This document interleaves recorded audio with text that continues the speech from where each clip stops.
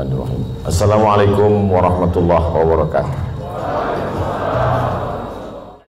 Alhamdulillah wassalatu wassalamu ala Rasulillah wa ala alihi wa sahbihi wa man tabi'ahu wa mawalah.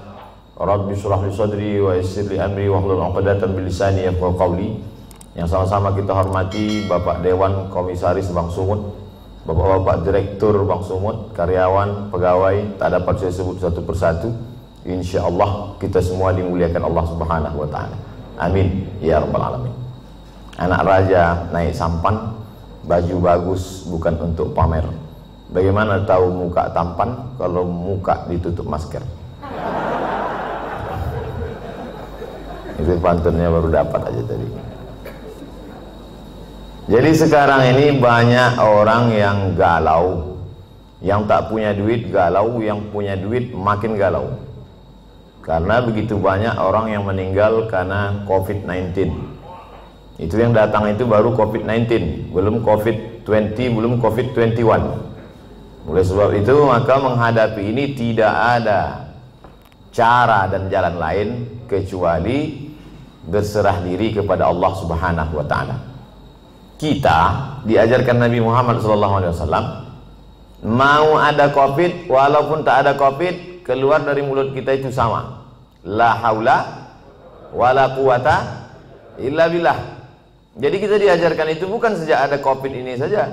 Sebelum COVID itu ada muncul, kita sudah berkata bangun pagi, alhamdulillahillazi ahyana, dia yang menghidupkan kami, wa amatana, sebelumnya kami mati, wa ilaihin nusyur, dan kita pun akan kembali kepada dia. Ini menghadapi COVID ini manusia ini terbagi dua, Eka dan Eki, ekstrim kanan, ekstrim kiri. Yang ekstrim kiri tak ada COVID itu, malah ditantangnya, mana COVID itu biar kukunyah-kunyah. Yang satu lagi pula amat sangat ketakutan COVID, semua dicuci, semua cuci, balik ke rumah semua cuci tangan sampai, saking seringnya cuci tangan sampai nampak contekan waktu SD dulu. Ada yang mengirim gambarnya ke saya.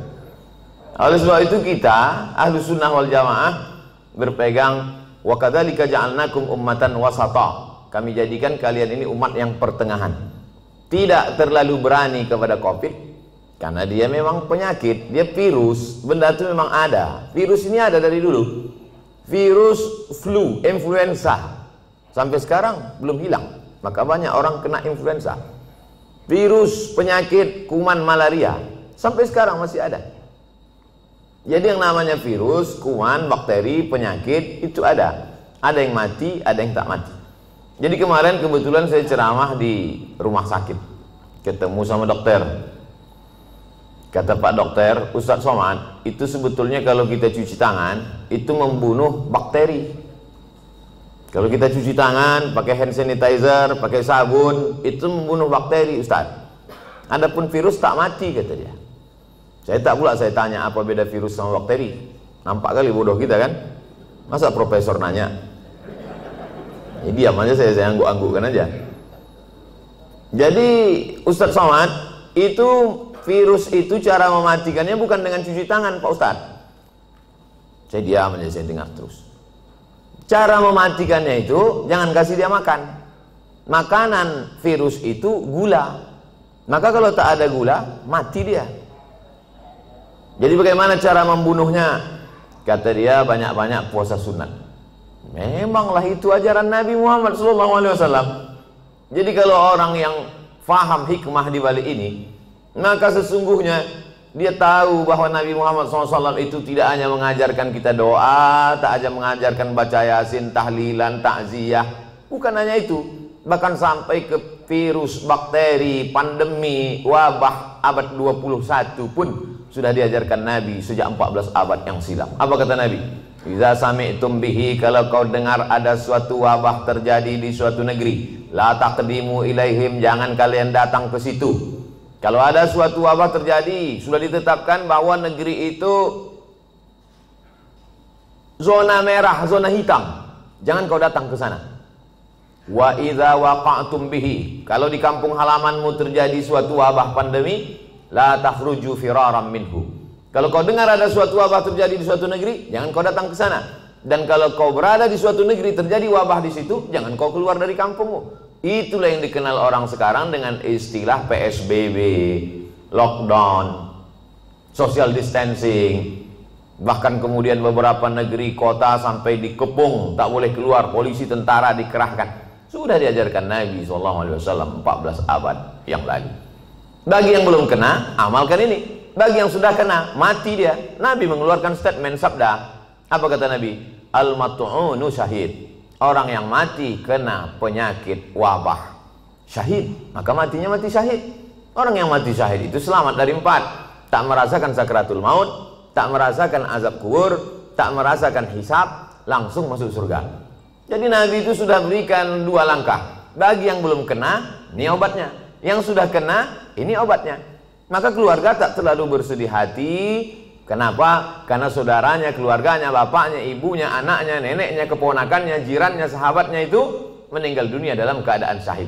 Dan bagi yang masih hidup, kita diajarkan untuk melakukan langkah-langkah social distancing, protokol kesehatan. Makanya saya tak berani kalau ceramah tausiah di tempat yang tak bisa dibuat protokol kesehatan. Nah, adapun di sini bisa Ustadz nanti di Wang Sumut, nah, kita tengok dulu ada tak protokol kesehatan. Ternyata lengkap semuanya. Begitu datang tak bisa dikenali mana direktur, mana, sama semua mukanya, tutup muka. Biasa dulu saya ke Medan ini disambut dengan tola al-badru alaina, solawat, salatullah, salamullah. Tapi begitu datang sini tidak, begitu datang langsung tembak. Masih syukur segan dia tak tembaknya kening tangannya. Kalau tempat lain langsung pang. Habis itu tempat duduk berjarak, pakai masker. Artinya apa?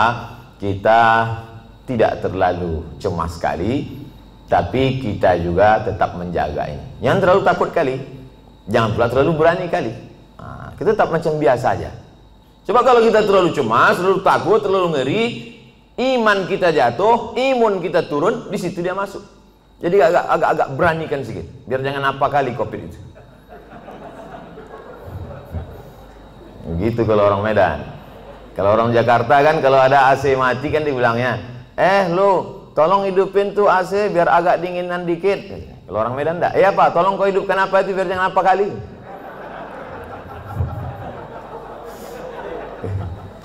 Bapak Ibu yang dimuliakan Allah Subhanahu wa taala.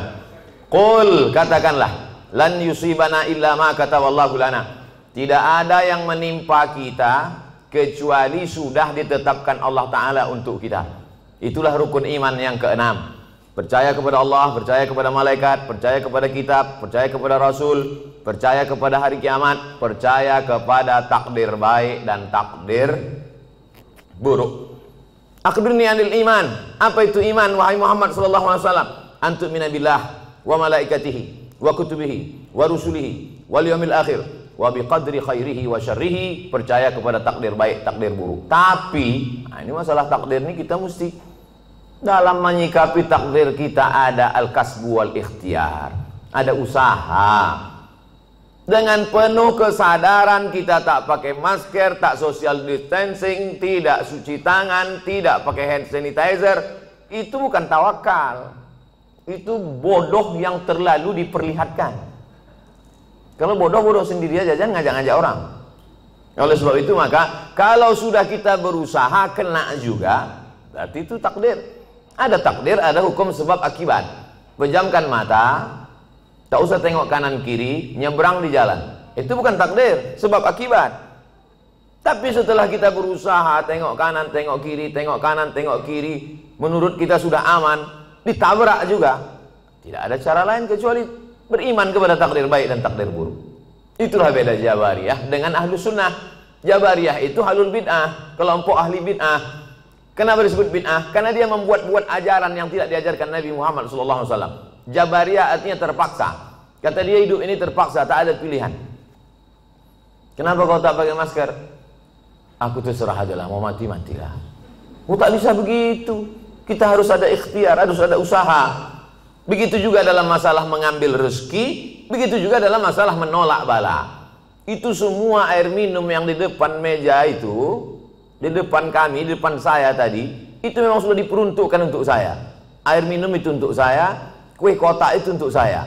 Tapi karena saya tak ada usaha untuk membuka dan meminumnya, maka saya tak bisa ke mulut saya. Walaupun sudah diuntukkan untuk saya. Itu tentang masalah menarik rezeki. Begitu juga dengan menolak bala. Kalau tidak ada usaha ikhtiar dari kita, bawa sepeda motor kerja, dikunci stangnya. Habis itu beli pula gembok, kunci ban depan. Habis itu rantainya digembok pula. Kemudian ban belakang itu ikatkan ke pohon pinang. Pas pulang sore, diambil pencuri itu sama pokok-pokok pinangnya sekalian. Maka itu takdir. Itu takdir namanya. Beriman kepada takdir baik, takdir buruk. Tapi orangnya cengengesan, lalu kemudian tak tentu arah, entah bagaimana ceritanya, otaknya tak fokus, mau berangkat, ditinggalkannya kunci situ, naik dia ke atas, asik nelpon, iya betul, kiki, tinggal kunci. Habis itu turun ke bawah, lapor sama security, Pak security, motor saya tinggal hilang. Gimana keadaannya? Tadi saya tinggalkan kunci. Ah mampuslah kau, gitu deh. Kenapa? Berarti kurang usaha, tak ada ikhtiar. Itu yang diajarkan Nabi Muhammad SAW. Jadi ke suatu ketika seorang sahabat masuk ke dalam Masjid Nabawi. Ditanyanya Nabi, ya Rasulullah, itu ontaku di luar, belum kutambatkan. Aqiluha wa atawakal, au utliquha wa atawakal. Ku lepaskan aja begitu baru aku tawakal, atau ku tambatkan dulu ke pokok kurma baru bertawakal. Kata Nabi, kau ikatkan dulu, kau tambatkan dulu baru kau bertawakal. Sebetulnya itu pikiran sederhana saja. Cuman sahabat ini mau ngetes cemana sebetulnya ajaran Islam ini. Apakah perlu usaha atau tawakal saja? Kata Nabi, kau tambatkan dulu, kau ikatkan dulu, kau yakinkan dulu dia tak lari. Setelah itu barulah kau tawakal kepada Allah. Begitu dalam masalah mencari rezeki, begitu juga dalam masalah menolak bala. Wa iyyam sasqallahu bidurrim fala kashifa lahu illahu. Kalau kau ditimpa suatu musibah, penyakit, kehilangan, kebakaran, tumpur, hilang, bangkrut, tidak ada yang bisa menyingkapkannya kecuali Allah. Wa yuridka bi khairin fala radda li fadlih. Tapi kalau Allah mau ngasih kau rezeki, mau menaikkan jabatanmu, maka tak pula ada yang bisa menolaknya. Itulah makanya setiap subuh kita katakan raditu billahi Rabbah, aku ridha menerima segala sesuatunya. Hanya saja kadang orang kita ini salah pasang. Kalau ada terjadi sesuatu musibah terjadi, dia katakan ikhlas ya, ikhlaskan aja. Sebetulnya yang tepat itu bukan ikhlas, ridha. Ridha menerima ketetapan Allah Subhanahu wa taala. Ridha itu bahasa kitanya apa? Ridha itu artinya plong, berlapang dada. Seperti ridhonya orang mati dimandikan oleh orang yang memandikan jenazah. Begitulah ridha kita kepada takdir ketetapan Allah. Sebagaimana orang mati dimandikan. Ibu, bapak pernah menengok orang mati waktu dikorek hidungnya melawan dia? Yang kau cucuk-cucuk hidung gitu? Tak ada. Terserahlah, mau kalian cucuk hidungku, telingaku, terserah. Makanya waktu kita masih hidup ini baik-baik sama orang. Nanti balik dari sini cari di RT RW itu siapa yang memandikan jenazah, baik-baik sama dia. Kalau kita sombong-sombong sekarang, pas kita mati nanti disemprotnya pakai dorsmir. Apalagi Bank Sumut ada program santunan, asantunan santuni mereka memandikan jenazah, orang yang menguburkan, orang yang supir ambulan. Kalau mati kita, supir ambulan tuh baik sama kita, pelan-pelan dibuat, lari-lari 20. Coba kalau kita sombong angkuh, dibuatnya 120, rantuk-antuk kepala kau di belakang. Nyawa baru tercabut, sakitnya belum hilang, lempang. Baru kau tahankan dulu, sombong kali kau kan, kata dia. Oleh sebab itu maka ini semua adalah bagaimana kita menyikapi hidup. Hidup ini dari dulu sampai sekarang begini-gini aja. Dari sejak zaman Nabi Adam sampai Adam Smith, hidup ini begini-gini aja. Yang kaya sombong, yang punya jabatan sombong, orang miskin susah melarat, mau mati aja bawaannya. Jadi tinggal kita bagaimana menyikapi hidup. Dulu yang hidup di Medan ini datuk nenek moyang kita. Habis masa mereka datanglah masa ayah emak kita. Habis masa mereka sekarang masa kita. Ini sedang hijau-hijaunya ini. Ibarat baru bertunas hijau, berbatang, mekar, berputih, berbuah, kuning, layu, mati. Yang di hadapan saya ini hijau-hijau semua. Maskernya maksudnya. Sampai masanya kita akan menguning dan layu. Saya ini agak kuning sedikit. Habis itu tak lama ini layu dan mati. Kemudian datang masa anak kita. Hidup ini singkat Bapak Ibu. Tapi kalau salah kita menyikapi hidup, penyesalannya luar biasa. Takut mati, takut pensiun, takut tak ada duit, takut susah, takut tak ada kerja, pergi ke dukun. Tak dukun, tolong aku. Dalam hati dukun tuh, aku udah lama juga minta tolong sama hantu ini, kata dia. Minta tolong lah pula sama dukun. Ilaha illallah Muhammadur Rasulullah. Tidak ada tempat minta tolong kecuali hanya kepada dia. Itulah yang kita katakan 17 kali sehari semalam. Iyyaka na'budu wa iyyaka nasta'in. Iyyaka na'budu, hanya kepada Kau saja aku minta tolong. Iyyaka nasta'in, hanya kepada Engkau aku beribadah, kepada Engkau saja aku minta segala pertolongan. Makanya waktu subuh, sebelum terbit matahari, sebelum masuk kantor, sebelum kerja, itu dulu yang ditanamkan dalam diri. Tidak ada tempat minta tolong kecuali dia. Makanya ayatnya diatur oleh Nabi. Ayatnya tak boleh ganti-ganti. Ayatnya mesti itu, tak boleh tukar-tukar. Qabliyah subuh, rakaat pertama kuliah, rakaat kedua hanya dia saja. Waladdallin, amin. Qul huwallahu ahad, esa, tunggal tak berbilang. Minta hanya kepada dia. Allahus, jangan ragu-ragu ucapan. Allahus samad. Coba tengok terjemahannya. Allahus samad, hanya dia saja tempat bergantung. Jangan bergantung kepada kawan. Hari ini kawan, besok berubah menjadi lawan. Jangan bergantung dengan atasan. Besok masanya berganti atasan, berubah dengan yang lain. Jangan bergantung dengan siapapun. Ibu jangan terlalu bergantung dengan bapak. Nanti bapak itu kawin lagi, ibu stres. Provokator Ustaz nih. Enggak. Aku cuman, beban ini sama-sama berat. Tapi kalau kita siap dengan tak siap, itu beda. Kita tak siap menerima beban ini, akhirnya kita down, jatuh. Ini ada semen. Kita tanya dulu beratnya berapa? 1 sak. Yakinkan bahwa 1 sak itu 50 kilo. Sehingga ketika dia datang kita siap. Jangan kita tanya sama Ustaz, Ustaz, 1 sak zakat fitrah itu berapa? 3 kilo. Itu 1 sok. Disangka ya 3 kilo, pas ditimpa tumbang, jatuh, mati. Ya kalau mati langsung, kok setengah mati? Stroke 6 bulan? Berkulit-kulit mata, tak mati-mati. Datang Ustaz Somad suruh baca doa, baca Yasin 3 kali. Alhamdulillah Pak Ustaz, udah mati. Lalu soal itu Bapak Ibu yang dimuliakan Allah, semua kita ini mati.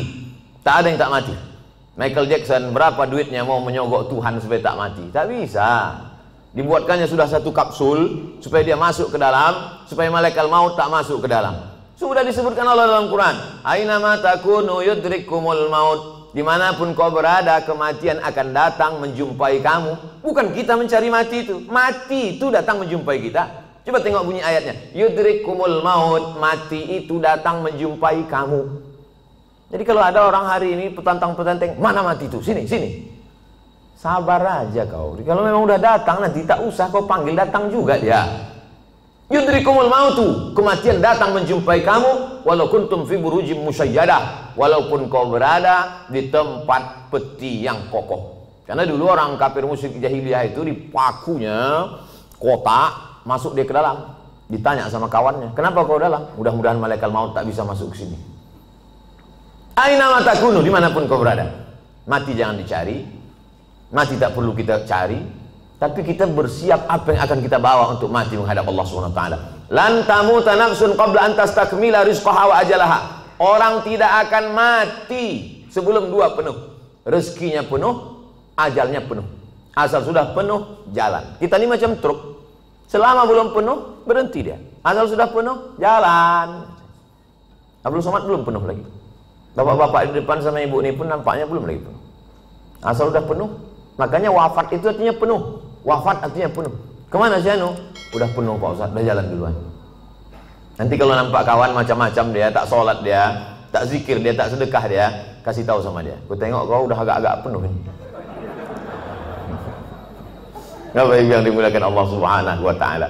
Ustaz takut tak mati itu? Saya tidak takut kali. Cuma agak takut juga sedikit. Semua hidupnya sudah saya rasakan. Disambut oleh orang-orang besar, hebat-hebat, sultan-sultan, raja-raja, udah menteri-menteri, udah.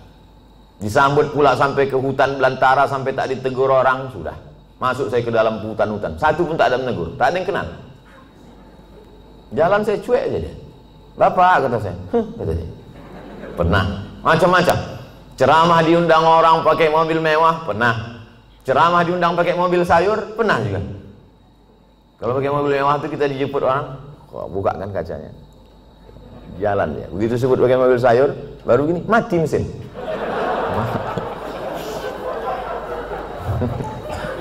Macam-macam hidupnya sudah.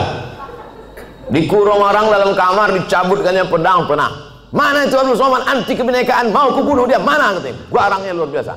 3 bulan sesudah itu dikirimkan video, dikerangkeng dalam penjara. Mampus kau kata saya. Tapi nggak kuat-kuat kali dalam hati aja. Macam-macam hidup ini sudah. Titel sudah, LC sudah, MA sudah, doktor sudah, profesor sudah. Tinggal satu lagi, almarhum. Nah, oleh sebab itu mati ini, dulu saya berpikir bahwa mati itu 63 tahun, mesti macam umur Nabi Muhammad SAW. Ternyata kawan-kawan, saya pejamkan mata, si anu kawan kuliah saya meninggal, si anu kawan saya dulu SMA meninggal, si pulan kawan saya dulu sama-sama SD, sama-sama cabut kami, sama-sama mandi di sungai, meninggal. Jadi kita kalau nengok orang meninggal itu jangan tengok yang tua-tua. Itu kekeliruan kita. Nengok orang meninggal yang ubannya banyak, sehingga habis itu kita nengok di kaca, ah masih 3, masih lama lagi. Malaikat maut menengok orang mati itu, mencabut nyawa itu tidak menengok ubannya. Berapa banyak orang yang beruban tak mati-mati? KPU, kepala penuh uban. Mau nanti waktu sebelum diupload dibuang nih, tersinggung KPU dituntutnya berasa. Saudara yang dimuliakan Allah Subhanahu wa taala, oleh sebab itu maka bagaimana kita menjalani hidup ini, yang masa lalu sudah lewat, yang masa akan datang kita tak tahu, maka kita jalani yang masa sekarang, bagaimana kita melangkah ke depan. Maka bangun pagi, bangkitkan semangat, aku hari ini masih diberi Allah kehidupan, langkahkan kaki, berangkat ke tempat kerja, bismillahirrahmanirrahim, la haula wala quwata illa billah. Tetap bawa STNK BPKB. Jangan pula macam la haula wala quwata, lampu merah tak pandang lagi. Tangkap semua polisi. Kenapa kau tak ikut patroli lalu lintas? La haula wala quwata illa billah. Bukan kau aja yang dengar pengajian Ustaz Somad, aku penonton juga kata Pak Polisi. Macam kau aja yang pengajian gitu. Oleh sebab itu maka setelah kita berangkat di tempat kerja itu serius kita. Kenapa? Karena kita mencari rezeki yang halal untuk makan, keluarga, anak, sekolah. Mudah-mudahan anak-anak kita ini menjadi anak yang soleh dan solihah. Berdoa dia tengah malam waktu kita mati. Bangun dia jam 2 malam, tahajud di bentangnya sajadah. Apa kata dia? Rabbi firli wali walidayya warhamhuma kama rabbayani shaghira. Mengalir ke makam kita macam tetesan embun di tengah gurun pasir yang panas. Lapang alam barzah kita, terang kubur kita. Bagi yang belum punya anak, mudah-mudahan diberikan Allah anak soleh soleh. Ustaz Somad doakan saya punya anak Pak Ustaz. Insya Allah. Berapa umur kau sudah? 40. Kenapa kau belum punya anak? Belum nikah Pak Ustaz. Ilaha illallah. Oleh sebab itu ada usaha dan ikhtiar. Anak-anak itu masukkan dia ke TK Quran, SD Quran, TK Quran, insya Allah. Masukkan dia ke TK Quran. Anak saya masuk TK Quran, tamat TK Quran, hafal juz 30. Coba baca, udah sampai mana tadi yang di sekolah tadi diajarkan ibu guru? Dibacanya lah. Amma yatasaalun 'anil naba'il 'azim alladzi hum fihi mukhtalifun. Kalla saya'lamun, summa kalla saya'lamun. Menetes air mata kita karena di mata kita anak itu tak pernah besar. Kita tetaplah menengok dia ketika tapak kaki najwa jari panjangnya sejengkal. Tiba-tiba bisa dia hafal amma yatasaalun. Netes air mata kita. Masukkan dia ke TK Quran. Supaya jangan lagu-lagu itu yang dinyanyikannya. Topi saya bulat, bulat topi saya. Kalau tidak bulat, bukan omak saya kan. Usahlah lagi yang nyanyi ini juga lagi. Mulailah TK Quran. Lalu kemudian masuk SD Quran. Ada terbuat di situ iklan. Masukkan anak Anda SD Quran. 1 tahun setengah juz. Tamat dia 6 tahun 3 juz. TK 1 juz, SD 3 juz, udah 4 juz, cukuplah itu sudah. Nanti masuk pula SMP Quran. Aku tak tahan anak ini pesantren Pak Ustaz. Paham saya, orang Medan tak bisa berpisah dengan anak rindu. Anak pagi mau makan lontong sayur, ayam penyet, ayam patah, ayam mati. Tak tahan masukkan ke pesantren, masukkan boarding school. Pagi sebelum berangkat kerja, letakkan dia. Belajar kau di sini anak, letakkan dia jam 7 pagi. Kita pun berangkatlah lanjut. Jam 8 sampai karena macet dan sebagainya macamnya. Lalu nanti sore pulang jam 4, jam 5 jemput dia balik ke rumah. Tahan Pak Ustadz boarding school, antarkan dia ke sana. cari ini. Ada di daerah Tembung, ada di daerah Kutalimbaru, dulu tempat saya sekolah di Darul Arafah, ada pula di daerah, banyak keliling Medan ini. Masukkan dia, sebulan sekali jenguk. Saya Pak Ustadz tak tahan, anak saya ini 3 kali sehari saya jenguk. Makan pagi, makan siang, makan malam. Memanglah berat berpisah. Sayang sama anak ini bukan kita letakkan di celak ketiak. Sayang sama dia, kita tinggalkan dia demi masa depan dia. Siapa yang bisa menjamin, menjaga dia? Siapa yang bisa diantara bapak ibu ini menjaga anak-anak kita bebas dari narkoba, bebas dari sabu, bebas dari cabut? Siapa yang bisa menjamin anak-anak kita ini cabut? Tak ada yang bisa menjamin. Kita pun dulu cabut. Saya dulu sekolah di Sisingamangaraja, Unifa, Muallimin. Pernah juga cabut ke Deli Plaza, ke Medan Plaza. Makanya waktu lewat di Medan ini saya cari manalah tempat cabut dulu, hilang udah semua. Pernah, cuma tak sering-sering kali. Saya sebetulnya tak jahat, kawan-kawannya aja. Begitu hebatnya pengaruh kawan terhadap anak-anak kita. Dan kita tak bisa kontrol kawan dia, karena pergaulan ini luar biasa. Itu mempengaruhi pola pikir. Tapi kalau kita tinggalkan dari pondok pesantren, maka insya Allah benteng terakhir. Bapak ibunya sudah selamat insya Allah. Tapi ini generasi kita ini kalau tidak kita selamatkan, kita carikan dia rezeki yang halal. Melangkahkan kaki dari rumah, aku meninggalkan semuanya ini wahai anakku adalah untuk mencarikan nafkah engkau yang halal, supaya kau jadi orang, supaya kau jangan jadi hantu setan, supaya kau nanti selesai kuliah, supaya kau menjadi berbakti kepada negara, bangsa, agama, orang tua. Maka niat kita itu sampai mati kita. Man mata duna malihi fahuwa syahid. Siapa yang mati mempertahankan harga dirinya, harta bendanya, maka matinya mati syahid, kata Nabi SAW. Dalam mencari nafkah ini pergi, capek, keluar kota, segala macam, meninggal dunia, maka matinya tetap mati syahid. Syahid itu tidak hanya orang yang berjuang fisabilillah di Palestina, tidak, tapi orang yang mencari harta yang halal. Oleh sebab itu tetap semangat. Ini banyak orang yang memisahkan diri. Kalau di masjid, semangat. Kalau sedang umroh, semangat. Pas di kantor, lesu, letoy, loyo, lunglai, mau mati. Pas ada gajian, baru semangat. Apa ini? Hancurlah negara ini kalau semangat kita ini hilang. Ada pula orang memahami agama itu hanya untuk mati saja. Aku sebetulnya malas dengar pengajian ini. Kenapa? Itulah Ustaz itu sedikit cerita mati aja. Cerita mati aja. Memanglah kita ini mau mati, tapi pengajian itu adalah membuat kita bersemangat apa bekal yang akan kita bawa sebelum kita mati. Makanya yang kaya-kaya, yang hebat-hebat sebelum mati bangun masjid. Apa nama masjidnya? Ya terserah. Macam-macam nama masjid. Ada sebutnya masjid nama dia, ada masjid itu dibuatnya Al-Ikhlas, ada masjid At-Taqwa. Tadi subuh kami pengajian di masjid Jami'atut Taqwa, tinggi hampir 2 meter. Kata panitia pembangunan masjid, ini Pak di bawah ini tanah. Enggak, dicor semuanya, entah berapa molen kata dia.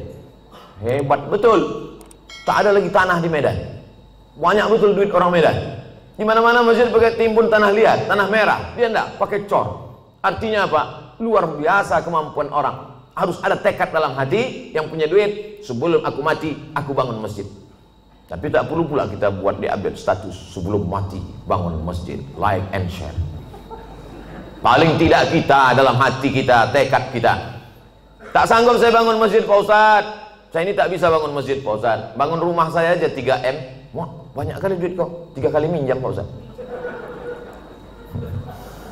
Kalau tak sanggup semua, jangan tinggalkan semua. Datangi ketua pembangunan masjid.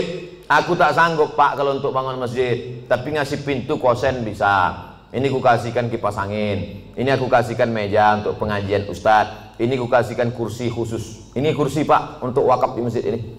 Mantap kali kursinya. Ini kalau pas Ustadz Somad aja datang ke Medan. Ustadz lain jangan. Jangan begitu. Semua dipakaikan. Itulah yang akan kekal abadi. Ini kadang banyak orang ini mau numpuk-numpuk. Mobil, motor, rumah segala macam. Pas mati, habis, tinggal semuanya. Hidup kita ini macam mimpi Bapak Ibu. Kata Sayyidina Ali An-Nasu Niyam. Manusia ini tidur semuanya. Bapak ini sedang tidur, ibu sedang tidur. Semua kita ini sedang tidur. Kita baru terbangun itu ketika kita mati. Barulah kita tersadar rupanya kita ini sedang dalam tidur panjang dan sedang mimpi lelap-lelapnya. Ada yang sedang mimpi jadi ustadz terkenal. Ada yang sedang mimpi jadi pengacara, ada yang sedang mimpi jadi bankir, ada yang sedang mimpi macam-macam mimpinya, ada yang sedang mimpi selingkuh. Setelah mati barulah kita tahu kenyataan. Oh, ternyata ini hidup hanya mimpi saja. Siapa yang paling mulia di antara kita nih kalau mati nanti menghadap Allah? Tak ada jaminan Ustaz Abdul Somad lebih mulia, tidak. Apakah Bapak Dewan Komisaris, Bapak Direktur lebih mulia? Belum tentu, belum jaminan. Tapi paling tidak mereka di dunia pernah mulia. Di akhirat mudah-mudahan mulia. Jangan sampai di akhirat tak mulia, di dunia sengsara. Nauzubillah. Makanya doa kita diajarkan Nabi, Rabbana atina fid dunya hasanah wa fil akhirati hasanah.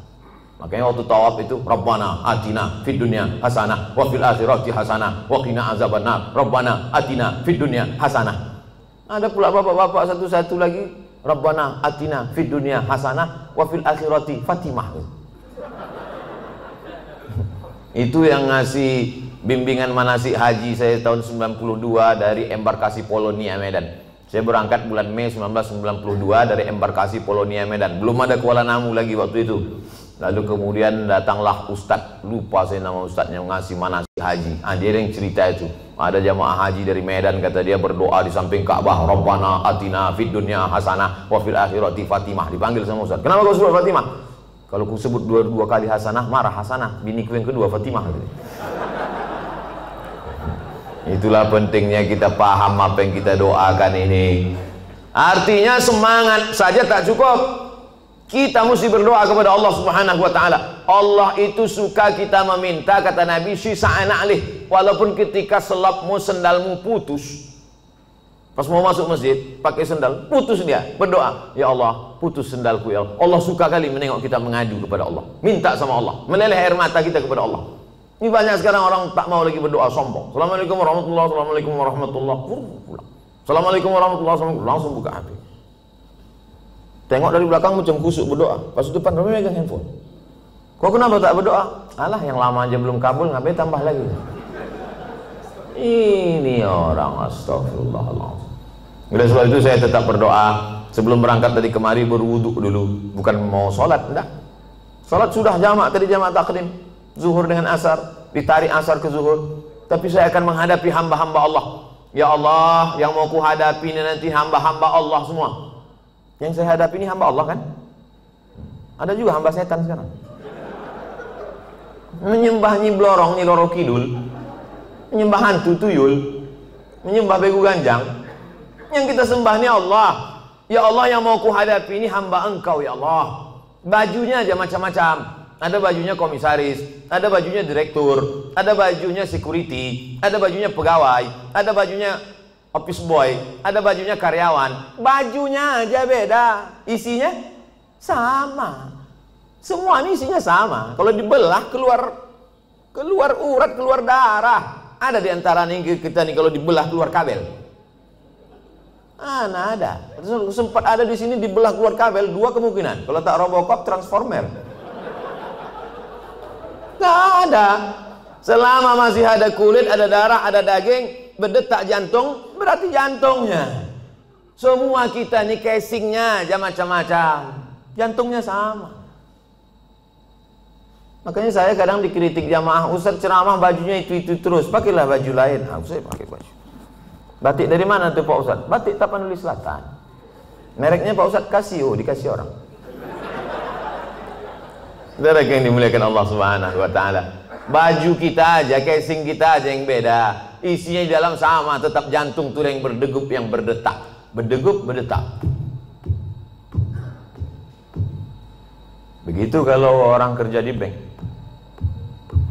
Kalau orang utang nasabah baru agak kencang sedikit.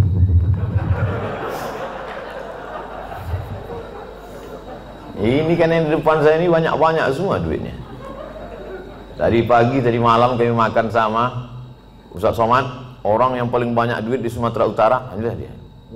Semua duit orang Sumatera Utara dia megang. Masya Allah, tapi duit orang. Apa itu yang dimuliakan Allah Subhanahu wa taala? Oleh sebab itu maka berpikir kita, apa yang nanti ku bawa setelah aku mati ini. Tadi saya SMS ada salah seorang penulis di Jakarta. Tolong Bapak tuliskan sejarah hidup saya. Aku tak sempat menulis. Baru sebentar menulis 2-3 kata datang telepon. Ustaz bisa tausiah, baru menulis tak fokus. Tolong kau tuliskan sejarah hidupku. Kalau bisa yang inspiratif supaya nanti ketika aku mati anak cucuku membaca, semangat dia menjalani hidup. Mudah-mudahan itu menjadi amal soleh. Siap Pak Ustaz, kami tulis. Nanti kalau udah siap kita adakan bedah buku di Islamic Book Fair di Jakarta. Jangan lupa subscribe, like, and share. Saudara yang dimuliakan Allah Subhanahu wa taala. Jadi apa yang bisa kita tinggalkan setelah kematian? Kami tadi pagi melewati Old Town, kota tua. Wah, bagaimana Medan tahun 1800, 120 tahun yang lalu.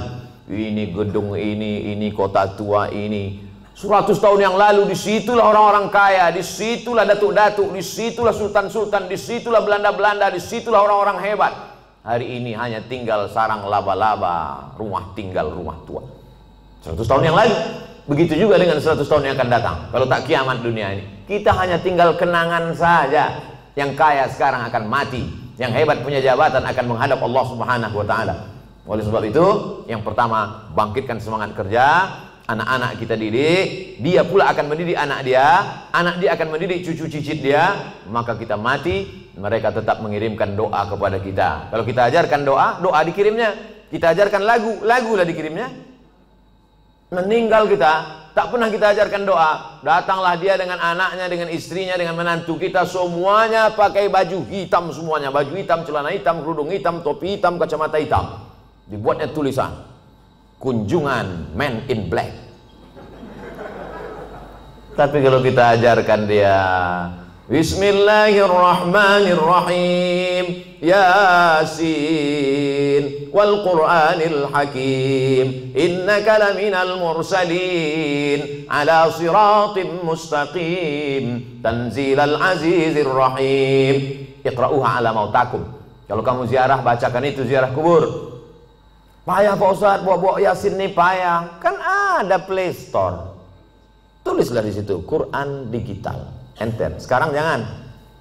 Tak ada signal sekarang. Ada Play Store, download Quran digital. Buka surat 36 Yasin, baca.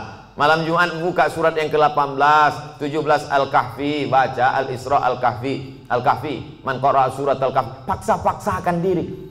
Kalau menunggu lapang, menunggu luang, tak akan ada waktu lapang, tak akan ada waktu luang. Nantilah Pak Ustadz, udah agak-agak besar anak sedikit, nanti waktu lapang luang baru saya baca Quran. Tak ada. Sempat-sempatkan diri dari sekarang. Ibu-ibu alhamdulillah menyempatkan diri pengajian. Di wirid Yasin di daerah perumahan, di daerah ikut, pengajian-pengajian di kantor ikut. Kau tak ngaji? Nantilah udah anak-anak besar. Anak besar makin sibuk. Kau tak ngaji? Nantilah anak nikah. Anak nikah makin sibuk bercucu. Ibu ini kenapa tak datang lagi? Jaga cucunya Pak Ustaz. Padahal kalau kita mati bukan mau cucu itu ikut. Pernah Bapak Ibu nengok orang meninggal cucunya ikut? Gak ada, paling nangis saja di atas. Nenek, gitu. Mau kau masuk? Enggak. Bukan saya mau hasut Bapak Ibu tak sayang sama anak cucu. Silakan sayang, tapi pikirkan kita. Sayang sama dia, masukkan dia pesantren. Sayang sama dia, ajarkan dia baca Quran. Sayang sama dia, suruh dia menghafal Yasin. Yang paling bagus baca Yasin. Kalau tak bisa baca Yasin, baca di bawah Yasin Al-Fatihah. Qul huwallah 11 kali, Qul a'udzu falaq sekali, Qul a'udzu nas sekali. Ziarah kubur. Kemarin saya ziarah ke makam abang saya Pak Ustaz. Cemana Bapak? Lalangnya setinggi tegak Pak Ustaz. Dulu bukan main dia sayang sama anak-anak itu Pak Ustaz. Setinggi tegak lalangnya Pak Ustaz. Itu menunjukkan mereka tak pernah ziarah. Kalau mereka datang, apalah salahnya, apalah susahnya kalau mereka bawakan mesin potong rumput. Padahal dulu waktu hidup almarhum itu dikasihnya rumah, dikasihnya mobil, dikasihnya kebun. Setelah dia meninggal, mesin potong rumput pun tak terbawakan orang itu Pak Ustaz. Jadi Bapak kemarin ziarah ke abang Bapak itu segitu tinggi lalang. Iya Pak Ustaz. Berarti selama ini Bapak tak ziarah juga? Saudara kandung pun tak ingat, anak kandung pun tak ingat. Ustaz Somad masih ingat ziarah? Ya, kami jalan darat dari Pekanbaru. Saya sempatkan sampai pula di kisaran jam 10, jam 11 malam. Tetap saya ziarah jam 12 malam. Jam 12 malam ziarah. Tak takut Ustaz sama hantu. Hantu itu takut sama saya. Saya sama hantu. Tuh katanya. Kita takuti Ustaz Somad? Tak usah, kita yang takut sama dia. So hebat kali Ustaz Somad. Bapak Ibu yang dimuliakan Allah Subhanahu wa taala, kita bacakan ketika ziarah kubur salam. Ketika lalu kita ucapkan salam. Assalamualaikum ya ahlad diyar minal mu'minin wa inna insyaallah bikum lahiqun yarhamullahul mustaqdimin wal mustakhirin nas'alullaha lana wa lakumul afiyah. Panjang ternyata salamnya Pak Ustaz. Ya, itu yang diajarkan Nabi. Kami selama ini pendek aja Pak Ustaz. Apa salamnya? Assalamualaikum ya ahlal kubur. Jadilah daripada tidak salam sama sekali. Bagus kalau Bapak Ibu punya duit, buatkan baleho besar. Saya sangka larangan mengucapkan salam ke kubur. Buatkan baleho agak-agak sebesar itu. Saya kira kalau cuma sebesar itu tak sampai 500.000, bawakan ke baleho, buatkan, tempelkan di daerah-daerah kubur. Kalau ada duit 500.000, buat 5. Berapa ini satu ini Pak? Bapak tukang digital printing. Kalau satu ini berapa Pak? 150.000. Ini untuk salam untuk orang kubur. Nanti Bapak kalau mati dapat syafaatnya juga. 100.000, ambillah. Takut dia. Buatkan 5. Buatkan 5, tempel di beberapa kubur yang ada di Medan ini. Sehingga nanti kalau orang lewat di kubur itu, dia sempat mengucapkan salam. Assalamualaikum ya ahlad diyar minal mu'minin wa inna insyaallah bikum lahiqun yarhamullahu mustaqdimin wal mustakhirin nas'alullaha lana wa lakumul afiyah. Syukur-syukur sempat dia membacakan Al-Fatihah untuk semua yang ada di daerah makam ini. Assalamualaikum Al-Fatihah. Itu baik sekali. Simple amal kita, tapi bermanfaat. Ini saya tengok baleho besar-besar, tak ada manfaatnya. Buat baleho besar. Kalaupun mau dibuat tambahan di bawah, boleh. Jangan lupa coblos nomor sekian. Berpikir simple, tapi bermanfaat untuk orang banyak. Saya sudah bicara lebih kurang 50 menit. Sekarang jam 5:15. Saya jawab beberapa pertanyaan.